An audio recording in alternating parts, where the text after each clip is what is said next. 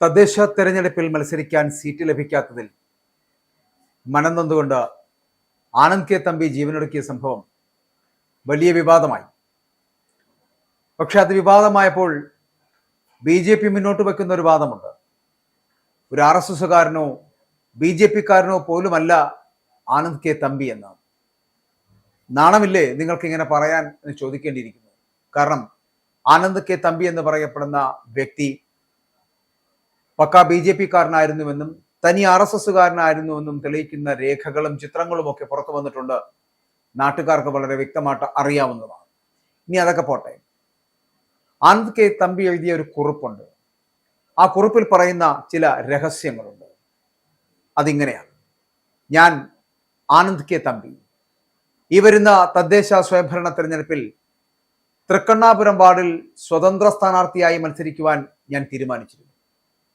തൃക്കണ്ണാപുരം വാർഡിൽ സ്വതന്ത്ര സ്ഥാനാർത്ഥിയായി മത്സരിക്കുവാനുള്ള കാരണം തൃക്കണ്ണാപുരം വാർഡിലെ BJP ഏരിയ പ്രസിഡന്റ് ആയിട്ടുള്ള ആലപ്പുറം കുട്ടൻ എന്നറിയപ്പെടുന്ന ഉദയകുമാർ, നിയോജക മണ്ഡലം കമ്മിറ്റി മെമ്പർ കൃഷ്ണകുമാർ, RSSന്റെ നഗർ കാര്യവാഹ് രാജേഷ് എന്നിവർ ഒരു മണ്ണ് മാഫിയാണ്.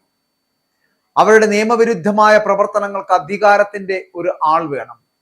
അതിനു വേണ്ടിയിട്ടാണ് മണ്ണ് മാഫിയാക്കാരനായ വിനോദ് കുമാറിനെ, അതായത് അനി എന്ന് വിളിക്കപ്പെടുന്ന ആളെ BJP സ്ഥാനാർത്ഥിയാക്കിയത്. ഞാൻ എൻ്റെ 16 വയസ്സ് മുതൽ RSSന്റെ പ്രവർത്തകനാണ്. തുടർന്ന് MG കോളേജിൽ ബിരുദ വിദ്യാർത്ഥിയായി പഠിക്കുമ്പോൾ ഞാൻ RSSന്റെ മുഖ്യ ശിക്ഷകനും ഒപ്പം തന്നെ കോളേജ് യൂണിയന്റെ യൂണിവേഴ്സിറ്റി യൂണിയൻ കൗൺസിലറുമായി പ്രവർത്തിച്ചിട്ടുണ്ട്. അതിനുശേഷം RSSന്റെ പ്രചാരകനായി, മുഴുവൻ സമയ പ്രവർത്തകനായി കോഴിക്കോട് കുന്നമംഗലം താലൂക്കിൽ പ്രവർത്തിച്ചു. അതിനുശേഷം തിരിച്ചു വന്ന് തിരുവനന്തപുരത്ത് RSSന്റെ തിരുമല മണ്ഡൽ, തൃക്കണ്ണാപുരം മണ്ഡൽ കാര്യവാഹ്, ഒപ്പം തന്നെ തിരുമല മണ്ഡലത്തിന്റെ ശാരീരിക പ്രമുഖ, തിരുമല ഉപനഗരത്തിന്റെ ശാരീരിക പ്രമുഖ, തിരുമല ഉപനഗരത്തിന്റെ തന്നെ സഹകാര്യവാഹ്, അങ്ങനെ വിവിധ ചുമതലകളിൽ പ്രവർത്തിച്ചു. BJP സ്ഥാനാർത്ഥിയായി തൃക്കണ്ണാപുരത്ത് മത്സരിക്കുന്നതിന്റെ താല്പര്യം ഞാൻ RSSന്റെ ജില്ലാ കാര്യകർത്താക്കളെ നേരിട്ട് അറിയിക്കുകയും ചെയ്തു. പക്ഷെ മണ്ണ് മാഫിയയും ഈ മാഫിയ സംഘവും RSSന്റെയും BJPയുടെയും തലപ്പത്ത് പിടിമുറക്കിയപ്പോൾ തൃക്കണ്ണാപുരം വാർഡിൽ എനിക്ക് BJP സ്ഥാനാർത്ഥിയാകാൻ സാധിച്ചില്ല. എന്നാൽ ഞാൻ തൃക്കണ്ണാപുരം വാർഡിൽ സ്വതന്ത്ര സ്ഥാനാർത്ഥിയായി മത്സരിക്കുവാൻ തീരുമാനമെടുത്തപ്പോൾ RSS പ്രവർത്തകരുടെ, BJP പ്രവർത്തകരുടെയും ഒക്കെ മാനസികമായിട്ടുള്ള സമ്മർദ്ദം എനിക്ക് താങ്ങാൻ കഴിയുന്നതിനും അപ്പുറത്തായിരുന്നു. എൻ്റെ അടുത്ത സുഹൃത്തുക്കൾ പോലും എന്നിൽ നിന്നും അകന്നുപോയി. ചിലപ്പോൾ അതെന്റെ സ്വഭാവത്തിന്റെ കുഴപ്പമായിരിക്കാം. ഇനി എൻ്റെ ഭൗതിക ശരീരം എവിടെ കൊണ്ട് കുഴിച്ചിട്ടാലും സാരമില്ല. പക്ഷേ BJP പ്രവർത്തകരെയും RSS പ്രവർത്തകരെയും ആ ഭൗതിക ശരീരം കാണാൻ പോലും അനുവദിക്കരുതെന്ന് ഞാൻ വിനീതമായി അഭ്യർത്ഥിക്കുന്നു. എൻ്റെ ജീവിതത്തിൽ പറ്റി ഏറ്റവും വലിയ തെറ്റ് എന്തെന്ന് ചോദിച്ചാൽ, എൻ്റെ ജീവിതത്തിൽ പറ്റിയ ഏറ്റവും വലിയ തെറ്റ് ഞാനൊരു RSSകാരനായി ജീവിച്ചിരുന്നു എന്നതാണ്. ഈ മരണത്തിന് തൊട്ടു മുമ്പ് വരെയും ഞാനൊരു RSS പ്രവർത്തകനായി മാത്രമാണ് ജീവിച്ചിരുന്നത്. അത് തന്നെയാണ് എനിക്ക് ഇന്ന് ആത്മഹത്യ ചെയ്യുവാനുള്ള അവസ്ഥയിലേക്ക് കൊണ്ടെത്തിച്ചത് എന്നുകൂടി പറഞ്ഞു വെക്കുന്നു ആനന്ദ്. ഇനിയും ഒരാൾക്കും ഇത്തരത്തിലൊരു ഗതി ഉണ്ടാവരുത് എന്ന് ഭഗവാനോട് പ്രാർത്ഥിച്ചുകൊണ്ട് നിർത്തുന്നു പറഞ്ഞ് അവസാനിപ്പിക്കുകയാണ് ആനന്ദ് കെ തമ്പിയുടെ ആ കത്ത്. ഈ കത്ത് പൊതുസമൂഹം അറിയണം. പൊതുസമൂഹം തീർച്ചയായിട്ടും അറിയേണ്ടതാണ്. കാരണം 16 വയസ്സ് മുതൽ RSSകാരനായി, മുഖ്യ ശിക്ഷകായി, സഹകാര്യവാഹക പ്രവർത്തിച്ചു വന്നിരുന്ന ഒരു RSSകാരനെ തള്ളിപ്പറയാൻ കാണിക്കുന്ന ഇപ്പോഴത്തെ BJP നേതാക്കളുടെ ചിന്തയുണ്ടല്ലോ.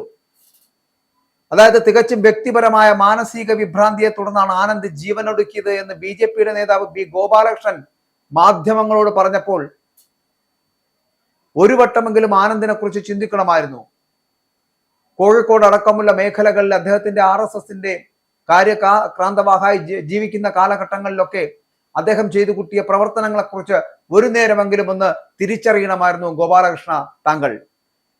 പിന്നെ സുരേഷ് പറഞ്ഞു, ഈ ആത്മഹത്യയെക്കുറിച്ച് പാർട്ടി അന്വേഷിക്കുമെന്നും ബന്ധപ്പെട്ട വിഷയങ്ങൾ സംഘടനാപരമായി നേരിടുമെന്നും ഒക്കെ ഗോപാലകൃഷ്ണൻ വാതോരാതെ മാധ്യമങ്ങളോട് പറയുന്നുണ്ട്. നല്ലത് തന്നെ പറഞ്ഞോളൂ. പക്ഷേ ഒരാളുടെ മരണത്തിലും ഇങ്ങനെ ആഘോഷങ്ങളാക്കരുത്, അയാളെ തള്ളിപ്പറയരുത്. ആനന്ദ് ഒരു കാലഘട്ടത്തിലും BJP പ്രവർത്തകനായിരുന്നില്ല എന്നാണ്, യുവാവിന്റെ ആത്മഹത്യയുമായിട്ട് ബന്ധപ്പെട്ട് പാർട്ടി അതിനകത്തേക്ക് വലിച്ചൊഴക്കരുത് എന്നാണ് BJPയുടെ സംസ്ഥാന സെക്രട്ടറി ആയിട്ടുള്ള S സുരേഷിന്റെ ന്യായീകരണം എന്ന് പറയപ്പെടുന്നത്. ഈ സുരേഷും അതിനു മുന്നേ പറഞ്ഞ ഗോപാലകൃഷ്ണനും ഇനി ഇതിനകത്തുള്ള മറ്റ് RSSന്റെയും BJPയുടെയും ഒക്കെ രാഷ്ട്രീയ നേതാക്കളും ഒക്കെ നിങ്ങളൊക്കെ സഞ്ചരിച്ചതിനേക്കാൾ ചിലപ്പോൾ ഒരു പടി മുന്നിലായിരിക്കും ഈ ആനന്ദ് കെ തമ്പി എന്ന് പറയപ്പെടുന്ന RSSകാരനായ സാധാരണക്കാരൻ ആ പാർട്ടിയെ നെഞ്ചിലേറ്റിയത്. ഇന്ന് നിങ്ങൾ തള്ളി പറയുന്നവൻ ഇന്നലെ വരെ ആ പാർട്ടിക്കാരനായിരുന്നു എന്ന് മറന്നു പോകരുത്. ജനാധിപത്യപരമായിട്ട് ഏറ്റവും മാതൃകാപരമായിട്ടുള്ള രീതിയിലാണ് BJPയുടെ സ്ഥാനാർത്ഥി നിർണയം നടത്തിയത് എന്നും ഒരു ഘട്ടത്തിലും ആനന്ദിന്റെ പേര് ഉയർന്നു വന്നിട്ടില്ല എന്നും പറയുന്ന സുരേഷ് ഒരു കാര്യം മനസ്സിലാക്കേണ്ടത് RSSകാരനായിരുന്നെന്നോ BJPക്കാരനായിരുന്നെന്നോ നിങ്ങൾ ഒരിക്കലെങ്കിലും അദ്ദേഹത്തെ കണ്ടിട്ടുണ്ടെന്നോ എന്ന് മാത്രം പറഞ്ഞാൽ മതി. അത് പറയാതെ നിങ്ങളുടെ ഈ തള്ളിക്കളച്ചിലുകളുണ്ടല്ലോ, അത് ഇന്ന് ജീവിച്ചിരിപ്പില്ല എങ്കിലും അദ്ദേഹത്തെ തിരിച്ചറിയാവുന്ന പലർക്കും വലിയ വിഷമം ഉണ്ടാക്കുമെന്നുള്ള കാര്യത്തിൽ സംശയമില്ല. ഇതാണോ ഒരു BJPയുടെ നയം, ഇതാണോ ഒരു RSSന്റെ രീതി എന്നൊക്കെ ചിലപ്പോൾ അറിയാതെയെങ്കിലും ഇനിയും അതിനകത്തേക്ക് പ്രവർത്തിക്കുവാൻ ആഗ്രഹിച്ചു നിൽക്കുന്ന ചെറിയ കുട്ടികൾ അടക്കമുള്ളവർ ചിലപ്പോൾ ചിന്തിച്ചു പോകും. നിങ്ങൾ ഇങ്ങനെ നിങ്ങളുടെ ആവശ്യം കഴിഞ്ഞിട്ട് തള്ളിക്കളയുന്ന ഒരു അവസ്ഥ ഉണ്ടാകുമ്പോൾ സ്വാഭാവികമായിട്ടും ചിന്തിച്ചു പോകും, ഇതാണോ RSSന്റെയും BJPയുടെയും ഒക്കെ നിലപാട് എന്ന്. അതുകൊണ്ട് തള്ളിക്കളയരുത് അവരെ. BJPക്കാരനായിരുന്ന RSSകാരനായിരുന്ന ആനന്ദ് കെ തമ്പി എന്ന് പറയപ്പെടുന്ന വ്യക്തിയെ നിങ്ങൾ തള്ളി മാറ്റുന്നത് ശരിയല്ല എന്നുള്ളതാണ്. BJPയുടെ സ്ഥാനാർത്ഥി നിർണ്ണയമൊക്കെ നടക്കട്ടെ, കുഴപ്പമൊന്നുമില്ല. പിണറായി വിജയൻ ഉൾപ്പെടുന്ന ഇന്ത്യ മുന്നണിയുടെ ഭാഗമായിട്ടുള്ള ശിവസേനയുടെ ഉദ്ധവ് താക്കറെ പക്ഷത്തിലെ അംഗമായിട്ട് തിരഞ്ഞെടുപ്പിൽ മത്സരിക്കാൻ തീരുമാനിച്ചിരുന്ന ആളാണ് ആനന്ദ് എന്നാണ് സുരേഷ് ആരോപണം ഉന്നയിച്ചിരിക്കുന്നത്.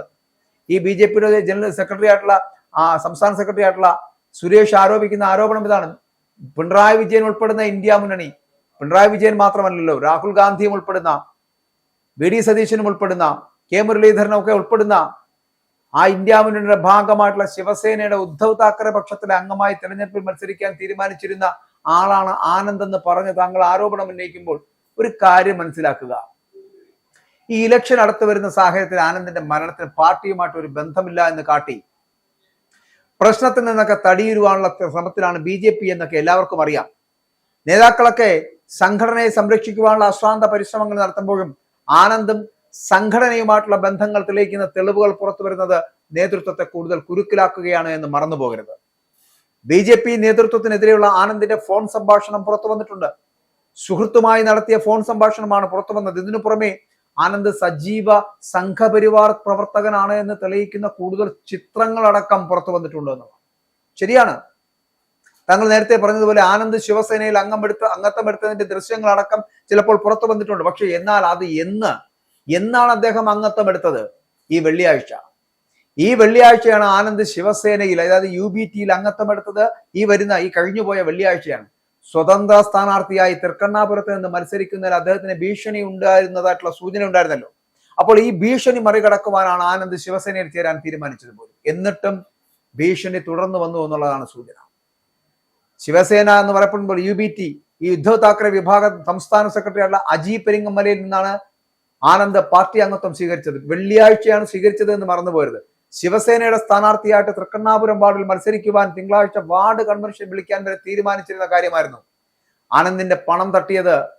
ആനന്ദിന്റെ പണമടക്കം തട്ടിയെടുത്തത് BJP നേതാവ് നേതൃത്വം നൽകുന്ന വഞ്ചിനാട് ഭവന നിർമ്മാണ സഹകരണ സംഘമാണ്. ആത്മഹത്യാക്കുറിപ്പിൽ വഞ്ചിനാട് കോപ്പറേറ്റീവ് സൊസൈറ്റിയിൽ നിന്ന് 22 ലക്ഷം രൂപ കിട്ടാനുണ്ടെന്ന് പറയുന്നുണ്ട്. അത് കിട്ടിയാൽ തന്റെ ബാങ്ക് ലോണുകൾ അടച്ചു തീർക്കാവുന്നതേ ഉള്ളൂവെന്നും ഈ പണം എങ്ങനെയെങ്കിലും വീണ്ടെടുക്കണമെന്നും ആത്മഹത്യാക്കുറിപ്പിൽ പറയുന്നു.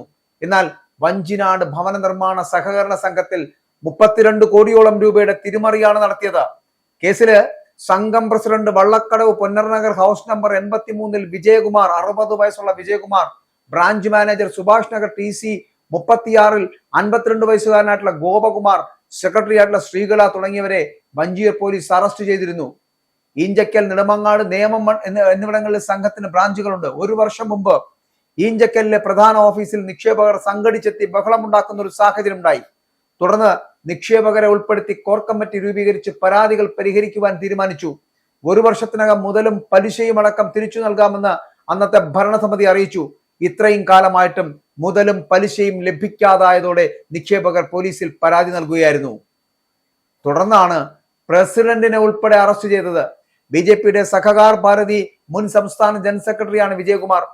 ഒരു BJP കൗൺസിലറുടെ നേതൃത്വത്തിൽ സംഘത്തിൽ നിന്ന് 30 ലക്ഷത്തോളം രൂപ പലരുടെയും പേരിലായിട്ട് വായ്പയെടുത്തുവെന്നും തിരിച്ചടച്ചിട്ടില്ല എന്നും നിക്ഷേപകർ ഇതുമായിട്ട് ബന്ധപ്പെട്ട് പറയുന്നുമുണ്ട്. തിരുമല അനിലിന്റെ മരണം BJPയെ ഇതോടൊപ്പം വെട്ടിലാക്കിയിരുന്നു.